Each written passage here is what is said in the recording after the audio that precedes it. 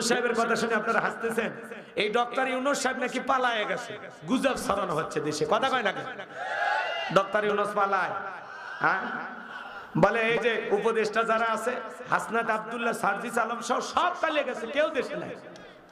এরা যারা ছড়ায় এগুলো হলো আফসোস লীগ, গুজব লীগ, এরা হলো গুজব লীগ, কথা কয়।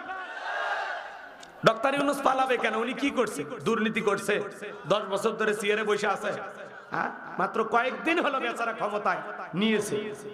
মানুষ বিপদে বলে দোয়া ইউনূস পড়ে, লা ইলাহা ইল্লা আনতা সুবহানাকা ইন্নী কুনতু মিনাজ জালিমিন, বলেন না আপনারা? তো বাংলাদেশ যখন বিপদে পড়েছিল ডক্টর ইউনূস এসা এই এলোমেলো বাংলাদেশের হাল ধরছে। তো সেই ডক্টর ইউনূস পালিয়ে গেছে। ডক্টর ইউনূস আর ক্ষমতা নাই, তিনি পদত্যাগ করে পালিয়ে গেছেন। সেনা কর্মকর্তা যারা আছে এদিক খেয়াল করেন, সামনে নাকি এদেশ সেনাবাহিনীর হাতে যাবে, তারাই নাকি দেশ শাসন করবে।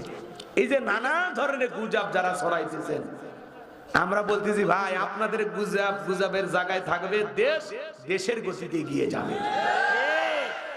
ডক্টর ইউনূসকে কি মনে করছেন? হ্যাঁ নোবেল বিজয়ী জিনিস, হ্যাঁ বিশ্বের বড় বড় মাতা ওনারে সালাম দেয়, আসসালামু আলাইকুম, কথা কর। ডক্টর ইউনূসকে কি মনে করছেন? উনি পালাবে? উনি পালানের মানুষ? হ্যাঁ পুরুষেরা পালায় না, কারা পালায়? এক ছেলের এক ছেলের বাড়িতে আর একটা মেয়ে এসে বিবাহের দাবি করে, কিন্তু কোন ছেলে দেখছেন এগুলো করছে? তার মানে কি বুঝলেন? হ্যাঁ ভেজাল ওদের ভিতরে। নারীরা পালায়, স্বামীর সংসার তুলে পালিয়ে যায়, আর আমরা এই দেশে পাইলাম দেশ থুয়ে পালিয়ে গেছে। ইউনূসও পালাবে না, ডক্টর ইউনূস সাহেব পালাবে না, উনি পুরুষ, পুরুষ পালিয়ে কই যাবে?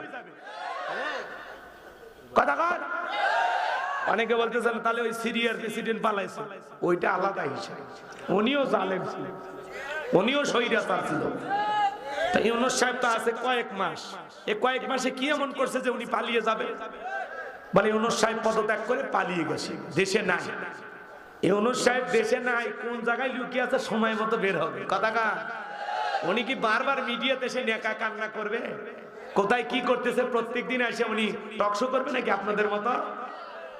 উনি মিডিয়ায় কম আসে, বয়স যেরকম হয়েছে মাথায় বুদ্ধি ওই রকম আসে, গোপনে কাজ করে। বাংলাদেশের 5 বিলিয়ন ঋণ পরিশোধ করে দিয়েছে। উনি ফাঁকা আওয়াজ দেয় না, উনি কাজ করে বুঝায়, কথা বলেন। ইউনূস সাহেবকে বলবো এগুলো গুজব লীগের কথা আপনি কান দেবেন না। আপনি যেমন তেমন ভাবে বাংলাদেশের চেয়ারে বসেননি, আপনাকে হাজার হাজার ছাত্র, শিশু, বৃদ্ধ, নারী, পুরুষের রক্তের উপরে দাঁড়িয়ে বাংলাদেশের ক্ষমতার চেয়ারে আপনি বসেছেন। বিদায়ী মাজা সোজা করে দাঁড়ান, আপনার গায়ে ফুলের টোকা দেওয়ার সাহস কারো নাই।